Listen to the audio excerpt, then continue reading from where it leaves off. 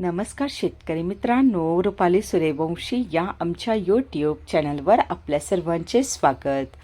आज आपण कृषी उत्पन्न बाजार समिती नाशिक येथील कांदा बाजारभाव पाहणार आहोत. असेच रोजचे कांदा बाजारभाव पाहण्यासाठी आमच्या चॅनलला सबस्क्राईब करून सपोर्ट करा.